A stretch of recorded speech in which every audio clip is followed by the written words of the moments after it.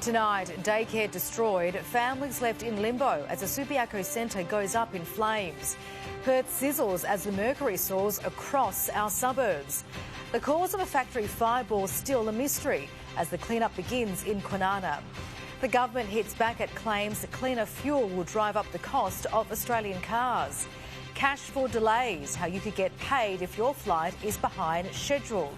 And payback time for Perth's Peter Bowl, his plan for gold in Paris.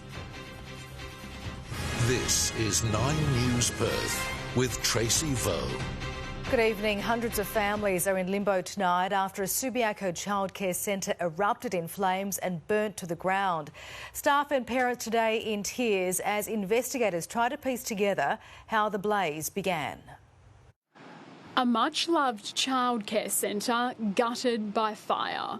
The ferocious flames leaving nothing behind. Parents and children in disbelief. Devastated, really. Play equipment reduced to rubble. Toys unrecognisable. Each day, more than 100 kids call the Subiaco School of Early Learning their second home. She just is so sad, and then she worry about all her artwork in the, sorry, I can't say. It's all her memories. Heartbroken staff finding their workplace completely destroyed.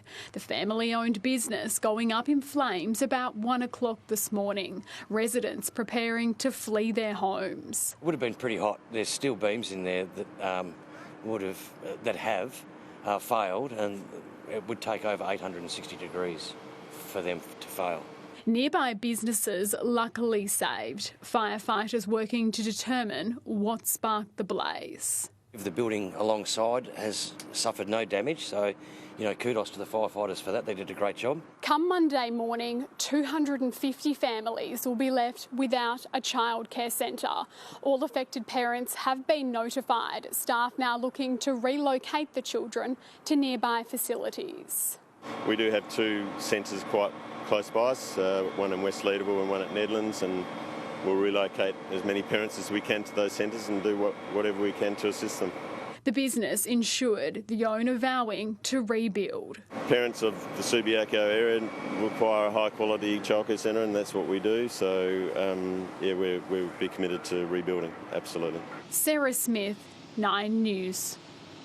Perth has sweltered through another day of our heatwave with a popular amusement park hit with a power outage. As the mercury soared well past 40 degrees today, it wasn't just humans trying to escape the heat. As temperatures soar, even snakes are seeking reprieve inside. This deadly dugite keeping cool in Kareen. But they're not the only ones beating the heat. The Fremantle Dockers dodging the worst of the sun. Starting today's club trial 2 hours early, the mercury already over 33 degrees. I'm absolutely exhausted now, so ready to get home under the aircon. The Western Force couldn't escape the sun's strength, playing their pre-season hit out under high 30s temps and splitting their halves into 20-minute quarters. While for the rest of us, it was a WA ritual giving relief from the heat wave. Despite an hour-long power outage, Adventure World emerged from the darkness.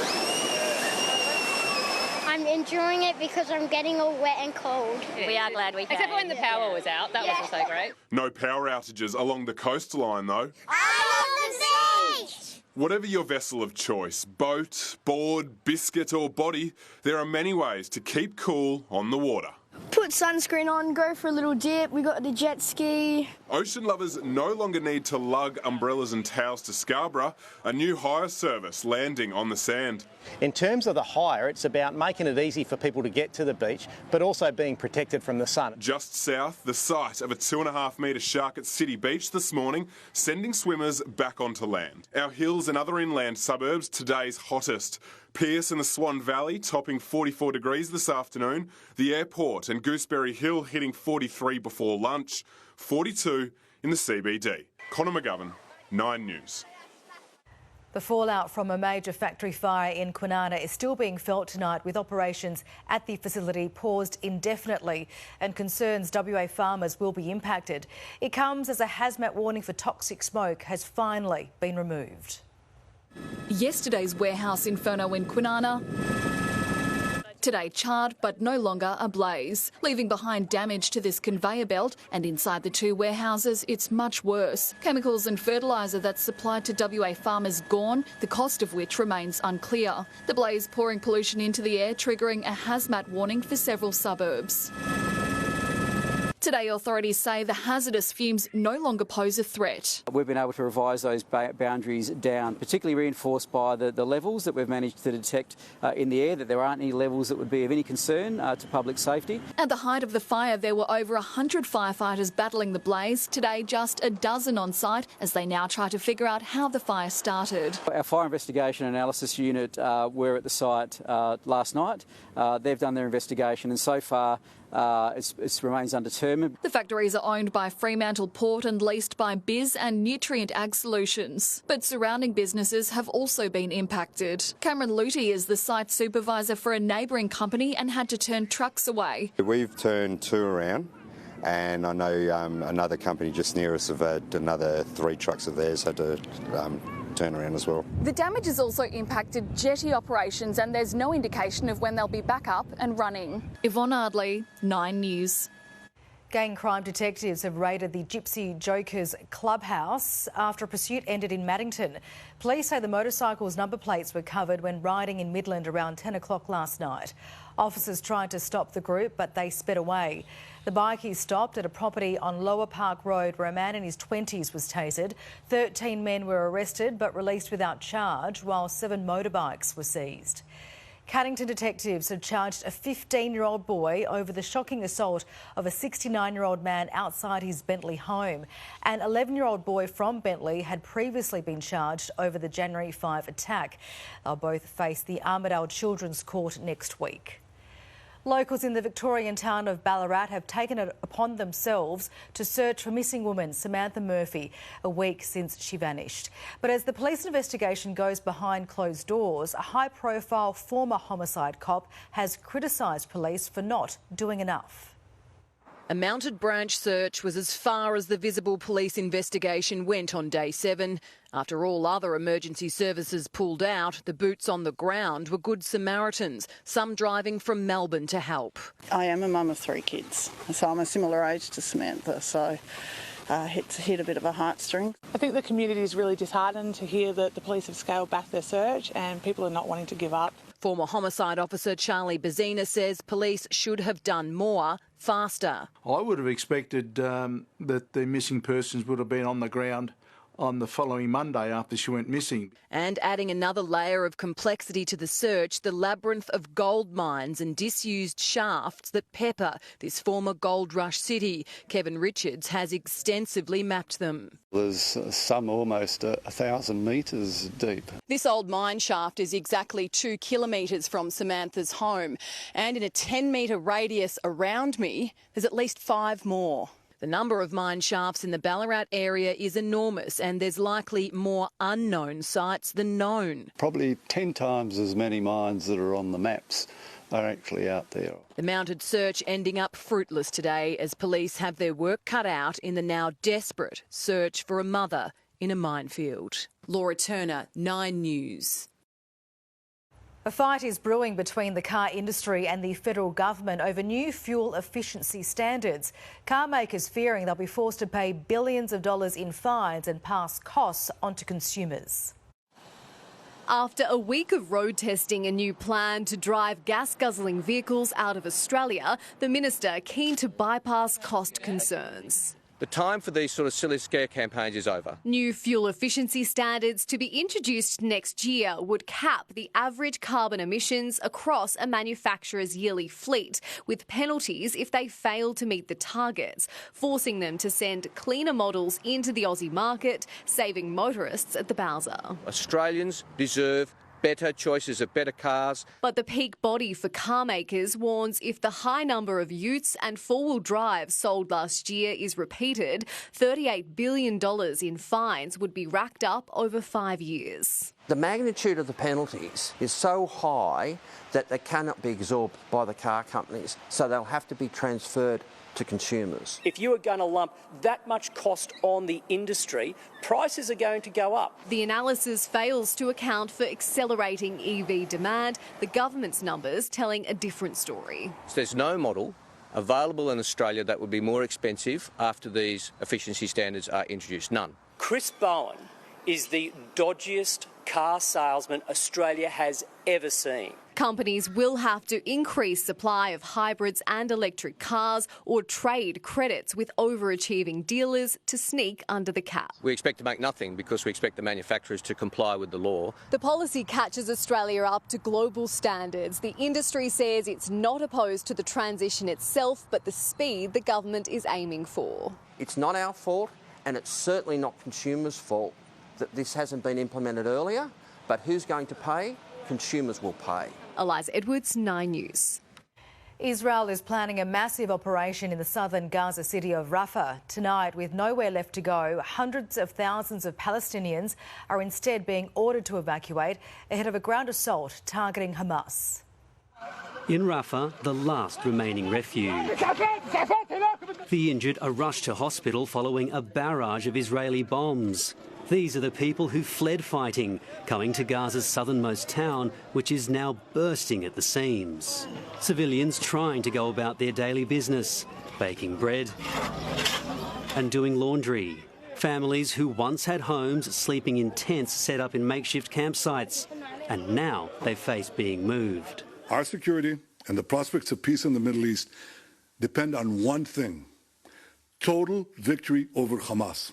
Israel's Prime Minister Benjamin Netanyahu has ordered his military to devise a plan to evacuate people so troops can move in to defeat what they say is the last stronghold of Hamas fighters. I will die here. Where else would I go, this woman says. We are extremely worried about the fate of civilians. The unprecedented density of Rafah's population make it nearly impossible to protect civilians in the event of ground attacks. Located on the Egyptian border, Rafah usually has a population of about 280,000. But according to the United Nations, it is now home to some 1.4 million people. 600,000 of those are children. The United Nations warning an attack would be catastrophic. It is nearly impossible for us to protect them from tank fire, from artillery shells, and so on. And because we all see what is going on currently. Israel says it is aware of all the international concerns and mission challenges, but that it is committed to completing this task. Matt Cannellan, 9 News. Prince Harry has reached what's believed to be a multi-million-dollar settlement with Britain's Daily Mirror newspaper group over hacking claims. As Europe correspondent Brett McLeod reports, the Prince has also had a swipe at the paper's former editor, Piers Morgan. The Duke of Sussex wasn't in London for the hearing. After his flying visit a few days ago to see his cancer-stricken father, he was the surprise guest at a Gridiron Awards show in Las Vegas. That's Prince Harry. But the Prince too was a winner after taking on the Mirror Group newspapers. His lawyer outside the UK High Court reading a statement from Harry. We have uncovered and proved the shockingly dishonest way in which the Mirror acted for so many years and then sought to conceal the truth. The Prince became the first royal to give evidence in court in over a century when he sued the Mirror over hacking claims. The court in December ruled in his favour over some of his allegations, and now the publisher has agreed to reach settlement over remaining articles. Harry awarded an undisclosed sum. His lawyer describes it as substantial. The Mirror Group releasing a statement saying, "Where historical wrongdoing took place, we apologise unreservedly and have taken full responsibility and paid compensation." A former editor of the Mirror during the period in question was Piers Morgan, who's vehemently denied any involvement in phone hacking. But today he was singled out for attack by Prince Harry through his lawyer. Morgan's response: invading the privacy of the royal family is utterly reprehensible. And on that, I share Prince Harry's opinion. I just wish he'd stop doing it. In London, Brett McLeod, 9 News. The Fremantle Dockers braved today's heat for a pre-season intra-club match, Bonnie Raynor. They didn't make it through unscathed. Trace, not only was it gruelling but costly too. Luckless defender Heath Chapman sweating on scan results after suffering a hamstring injury in today's match simulation. The 22-year-old doing the damage in the second term, dampening an otherwise impressive hit-out. In all the match sims and training, it's been absolutely on out here. Boys are getting after it, making each other better, and I think it's important. So yeah, I've really enjoyed the challenge, and the standards really just improving every session. Everyone's pushing each other to be better. Chapman was restricted to just 3 matches last season due to hamstring, shoulder and calf issues. A brutal blow, Tracy, for Heath Chapman, which really took the shine off an impressive and intense session. We'll have the full wrap from that session coming up shortly in sport. A tough day indeed. All right, Bonnie, we'll see you soon. Thank you. Lunar New Year celebrations have started all over Perth, welcoming the Year of the Dragon. Yvonne Ardley is live in Burswood for us tonight. Yvonne, how are people marking the occasion? Tracy, here at Crown Perth, High Pulse performers are preparing to put on a dragon-inspired show. But there are celebrations all across Perth, from Joondalup to Mandurah and out east to Gosnells and Mirrabooka. Here at Crown Perth yesterday, we saw a dragon and lion-inspired show, and there'll be plenty more of that to come tomorrow. The main event in Northbridge, the Perth Chinese New Year Fair at midday. Tracy, festivities will continue right across Perth for 2024, the Year of the Dragon, and continue right up until February 24th. Very colourful there in Crown. Yvonne, thank you. There are fresh calls for airlines to compensate customers if their flights are running behind schedule. Still to come tonight, the leaders in Canberra pushing for major carriers to honour obligations to travellers. What it means for Australia's travel industry coming up later in the bulletin. Time to check the weather now with Emma Griffiths. It was another summer scorcher as the heat wave entered its 3rd day, Em. Tracy, it certainly was, and when we'll get some relief, that is certainly in sight. After a low of 20.5 degrees today, we climbed to a top of 42.3 just after 1. A few suburbs really feeling that heat too. Pearce reaching 44.2, Perth Airport 43.6. But the hottest place to be in WA, Shark Bay Airport reaching a scorching top of 45.3 degrees. While Albany Airport also felt the heat, 40 degrees there today. It's the hottest February day in 2 years. And Cape Leeuwin on the southwest coast reached 36.4 degrees. It's the hottest February day there in 33 years. But Tracy, when will we finally get some relief? I'll have all the details a little later in the bulletin. We need to know. All right, Em, we'll see you soon. Thank you. Ahead on 9 News, the blue ribbon battle for Cottesloe heats up as the Liberal Party pre-selection gets underway. Who came out on top? A teenage driver lucky to survive a high-speed smash, taking out a fire hydrant and a brick wall. A cash-splashed overdrive as America's biggest sporting event rolls into town. And the world-first Australian test that can detect a potentially deadly infection in newborns in just minutes.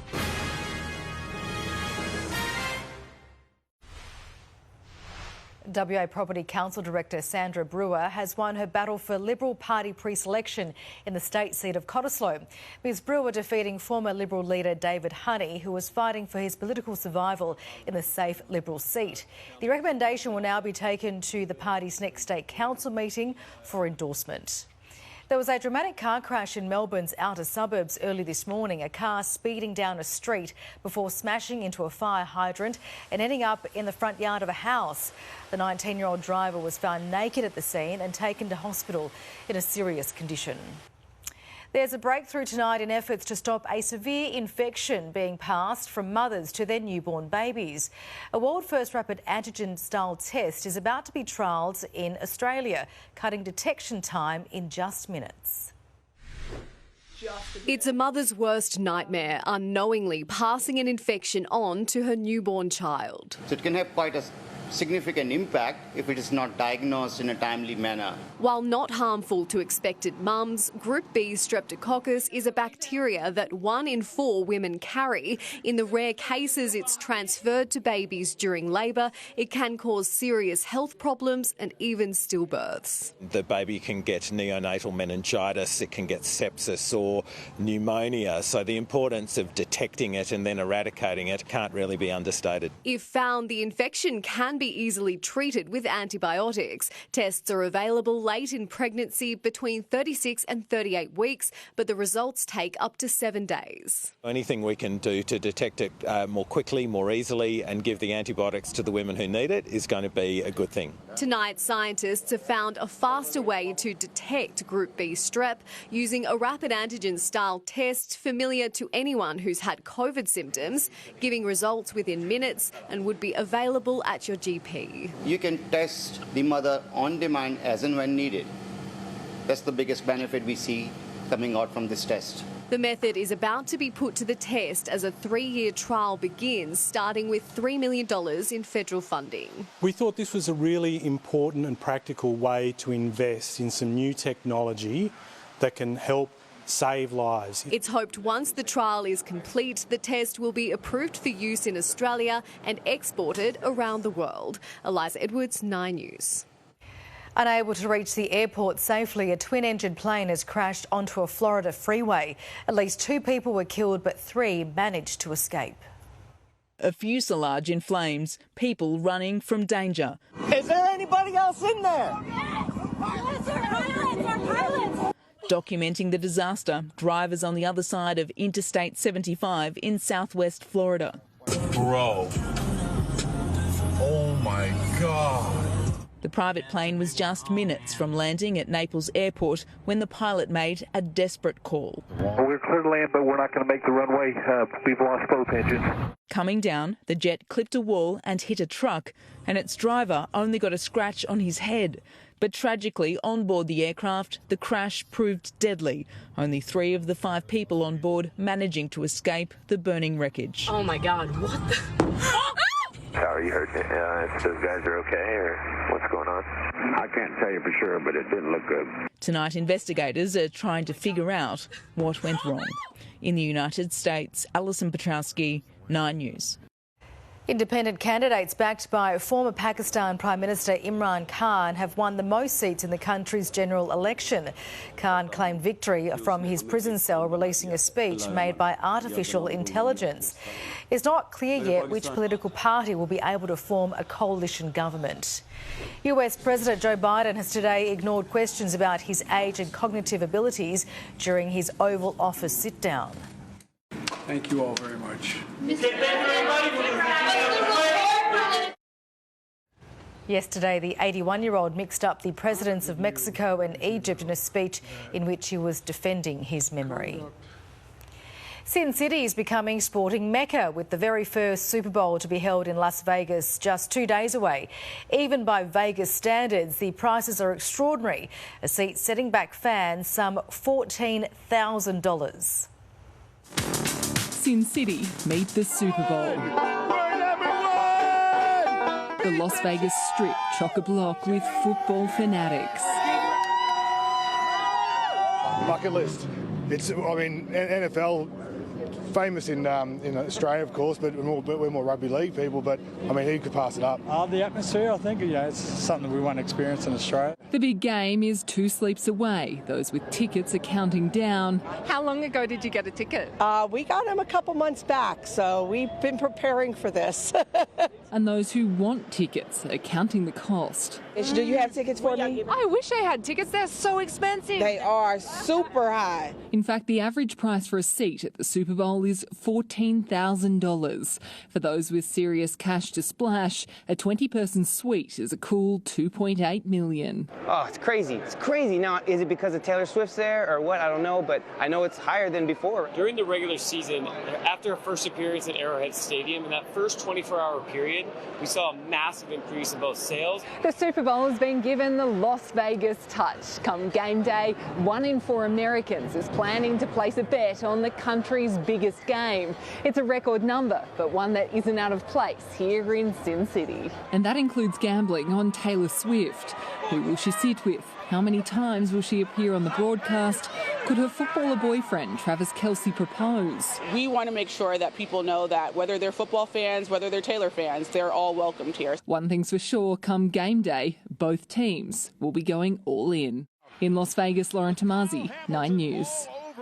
Still to come this Saturday, Margot and Kate at home, Hollywood star power on the red carpet for the ACTA Awards. The warning to expectant mothers who catch COVID-19. Plus why Peter Bol believes being labelled a drug cheat may help him win gold in Paris. And compensation for delays, how airlines could soon be held accountable for not delivering. That's later.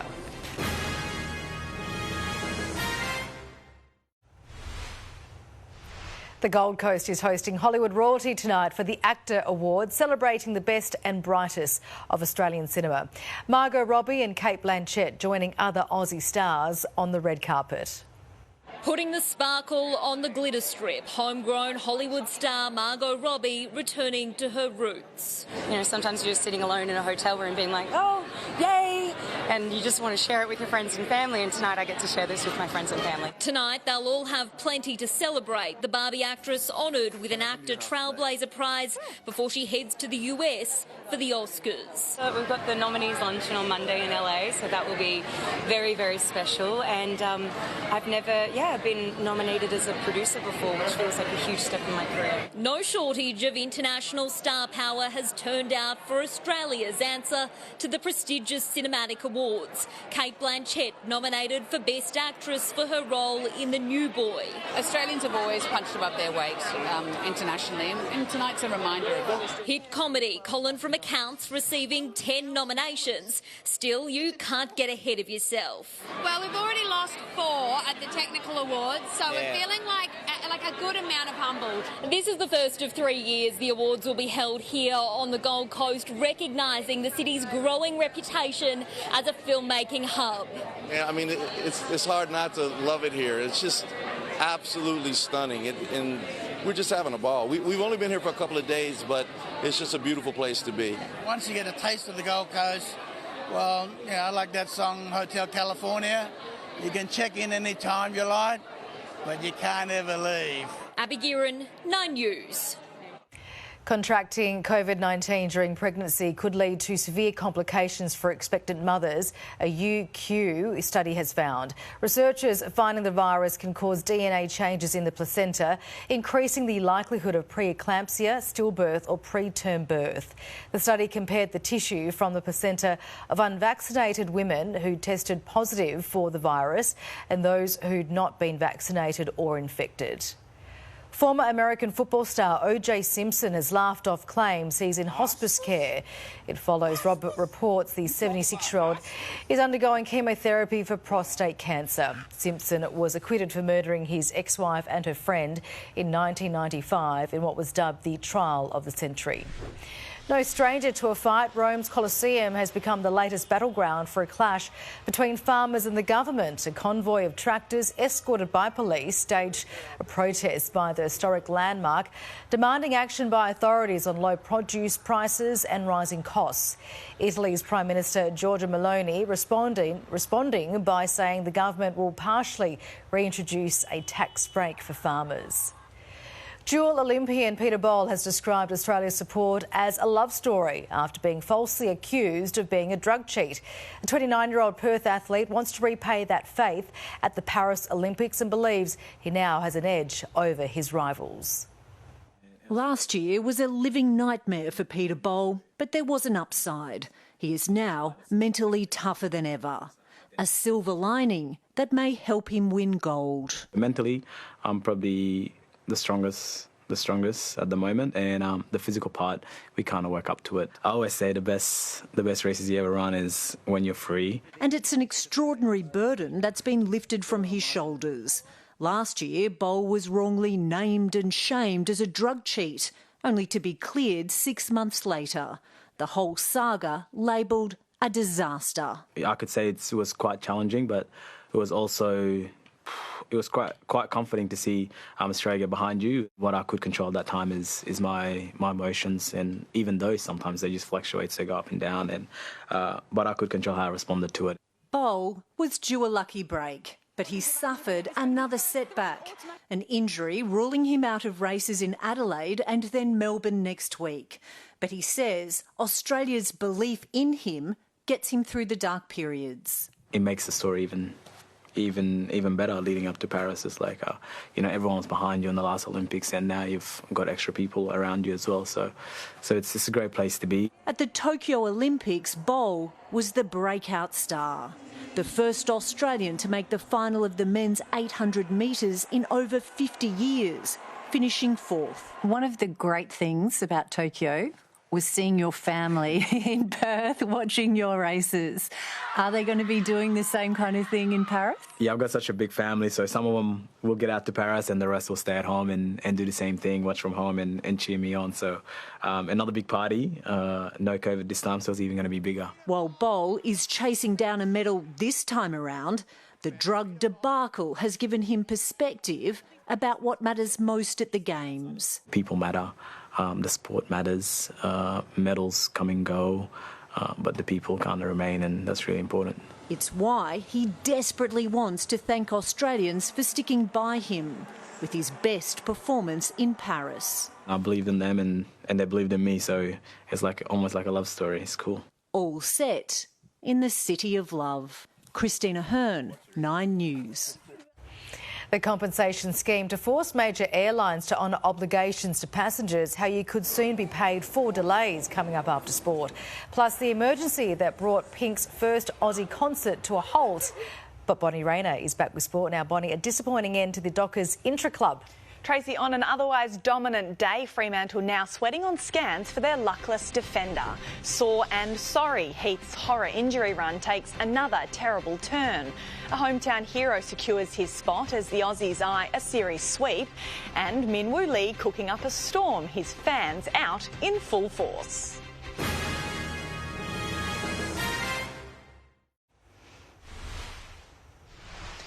Dockers defender Heath Chapman is tonight sweating on the severity of scan results after being forced from today's intra-club hit-out with a hamstring injury. Midfielder Will Brodie praising the intensity of the scrimmage, declaring the fight to feature in round 1 is heating up. 100 minutes of match sim, the intensity just as hot as the 40-degree temperature. The two teams picked evenly, but the margin completely one-way traffic.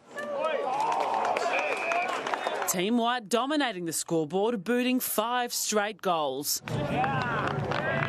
Purple fighting back. Josh Tracy and Jai Amos leading the purple forward line, the pair making a pre-season statement. But a sour early finish for dashing defender Heath Chapman, sent for scans on a hamstring injury, the blow continuing a horror run for the 22-year-old, limited to 3 games last year due to hamstring, calf and shoulder injuries. Jager O'Meara playing his first minutes of the year. The standards really just improving every session. Everyone's pushing each other to be better. Nat Fyfe appearing to be back to his Brownlow best and making his impact felt. Will Brodie hard to ignore with round 1 just 5 weeks away. Didn't have it missed much. My body's really good and just feel healthy and fit. The Bombers breathing a sigh of relief following their match sim. Ben Hobbs cleared of any major damage to his AC joint. Darcy Parish impressing in his first pre-season since signing long-term. I think he's brought his game to another level, which is pretty exciting considering his level last year. And with 2 sleeps until the Super Bowl, it's no surprise Tom Brady is a hot topic. Premiership magpie Jack Crisp drawing on tips from the 7-time champion, hoping to build on his 214 straight games. You want to get better to play at the top of your game for so long, so you're tipping into your craft, your mechanics, and then obviously making sure you're doing a lot on the recovery side of things. Alexia Pesce, 9 News. Australia's T20 side is looking to seal the series against the West Indies tomorrow, following last night's 11-run win in Hobart. South Australia's Spencer Johnson confirmed to play his first match on home soil, expecting a strong response from the visitors. Arriving in Adelaide with a win under the belt.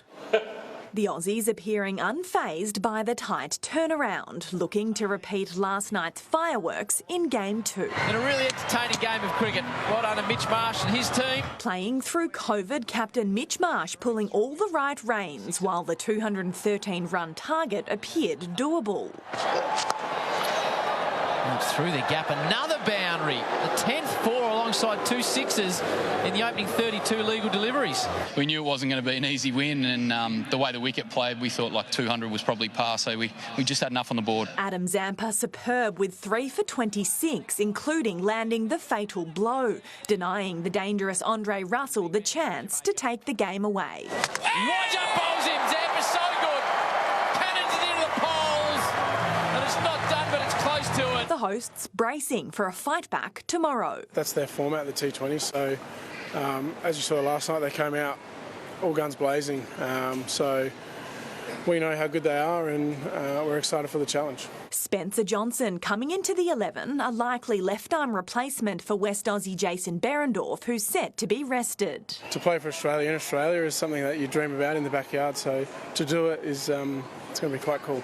The South Australian anticipating up to 50 friends and family members turning up to Adelaide Oval. The best stadium in the world, so I'm looking forward to it. In the women's game, rain has interrupted play in the deciding ODI between Australia and South Africa.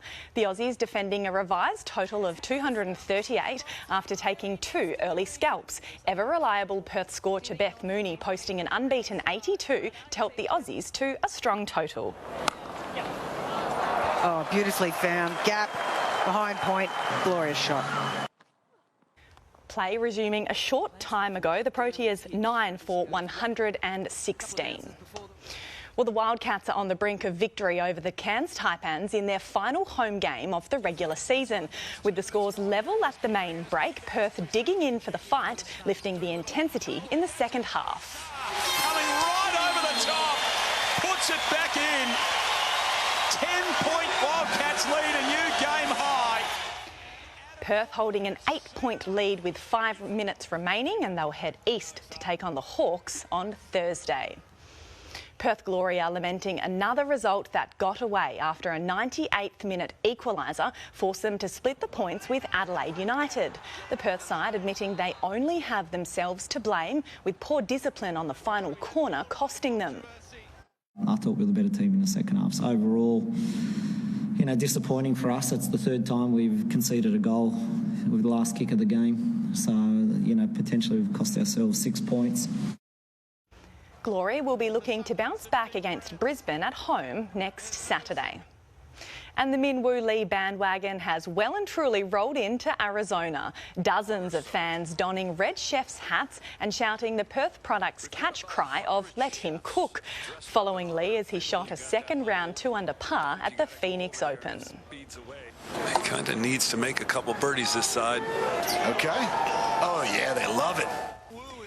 Lee is currently 10 shots off the pace, but incredibly popular irrespective of any scores there, Tracy. Absolutely. All right, buddy, thanks very much. A busy day in sport indeed. Next, pay on delay, the push by politicians in Canberra to make airlines compensate passengers, and the surprise showstopper at the first show of Pink's Mega Australian Tour. And Emma Griffiths, we felt the heat today, but relief is in sight. It certainly is, Tracy. Temperatures will finally start to ease from tomorrow as we say goodbye to another summer heatwave. I'll have all the details coming up soon.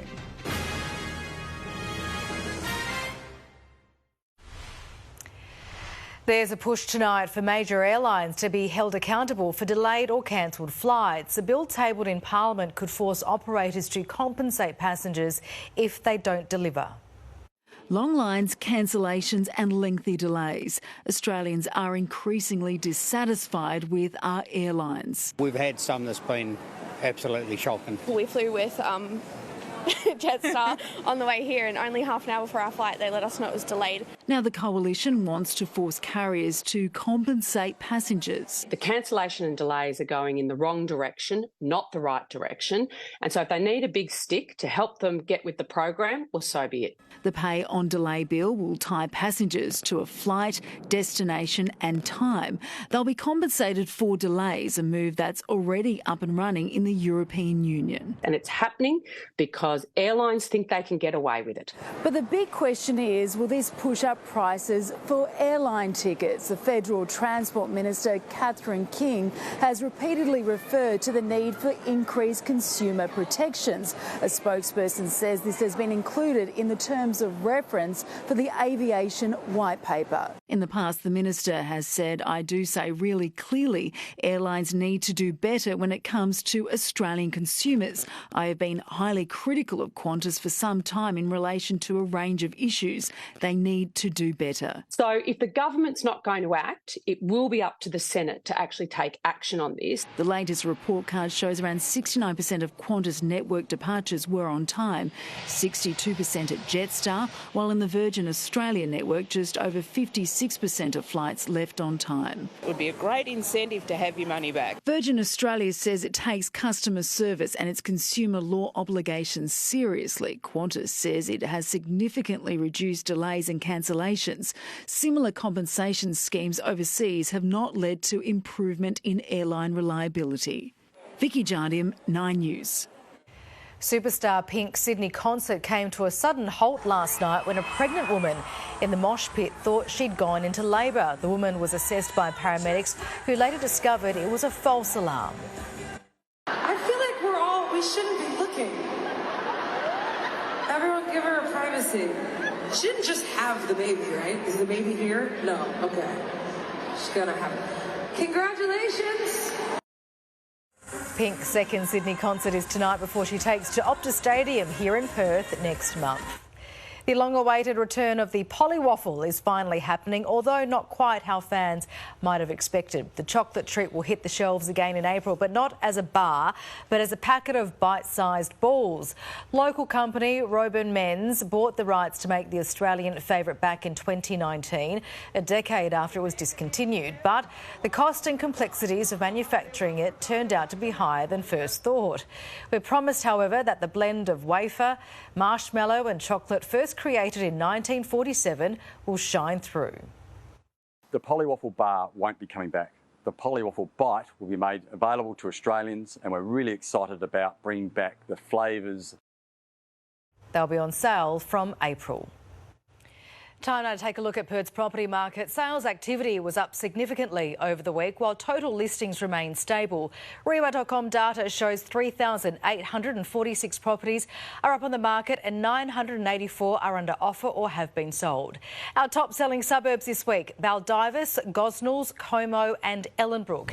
At the top end of the market, this 4-bed, 2-bath Ascot home on the edge of the river is equipped with a modern kitchen and expansive outdoor area, selling for just under $1.5 million.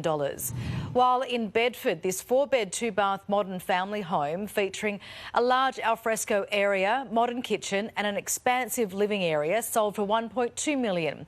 The lower end of the scale in Erskine, this 3-bed, 2-bath family home, minutes from the beach, containing a naturally lit kitchen and large alfresco area, going for almost $570,000. Relief from the heat is in sight. Emma Griffiths will have the rest of your weekend forecast right after this break.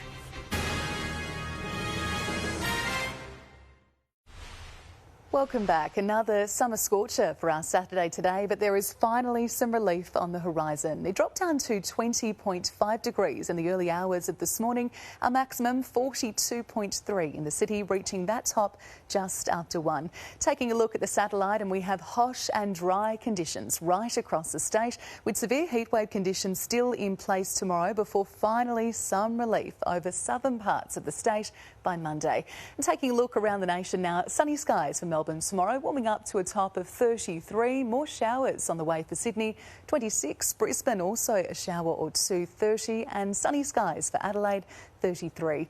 Back home to WA, a possible storm for Broome tomorrow, 35 the top. Newman, another warm one, 42 degrees. Further south, Geraldton, sunny skies, 39 the top. Bunbury, 35 degrees and partly cloudy in Albany, really cooling down tomorrow, a top of 24. On the waters, southerly winds 15 to 20 knots, seas around 1 metre before increasing to 1.5 metres by the afternoon, while swell also around a metre. Across the suburbs tomorrow, a cool change for Joondalup, 33 degrees, 39 in Kalamunda, and it should peak at 33 in Rockingham and Mandurah. Now, a slight bit of relief for Perth tomorrow. Will drop to a low of 21 degrees overnight before more sunny skies and warming up to a top of 35. Then from Monday, severe heatwave conditions will finally start to ease. Sunny skies, 33 the top. Tuesday, 34 degrees. And we'll start to feel that heat again, though, from Wednesday, warming up to 38. Thursday, mostly sunny, also 38. And it'll be our hottest night of the week. The overnight temperature set to hit 25 degrees. A cool change again and partly cloudy for Friday, 29 before a top of 31 on Saturday. So, Tracy, finally a bit of relief on the horizon, but it'll only be for a few days before we feel that heat once again. The air conditioners are getting the work out indeed. All right, Em, thanks very much. Before we go, here's a look at this week's edition of 60 Minutes. Thanks, Tracy. Tomorrow night... How much weight did you lose? 25 kilos. The weight loss jabs, reshaping the world. One word, game changer. But are these drugs too good to be true? Why are we risking our lives to be thin? Plus, a new witness speaks. He said she didn't scream. The man who could crack the Maddie McCann murder investigation. He took off the mask. It was Christian B. The evidence we have, there's no doubt. That's tomorrow night after Married. Back to you, Tracy. Thank you, Tara. That's 9 News for Saturday. Thanks for your company. A Current Affair is next. From the team, enjoy your evening and good night.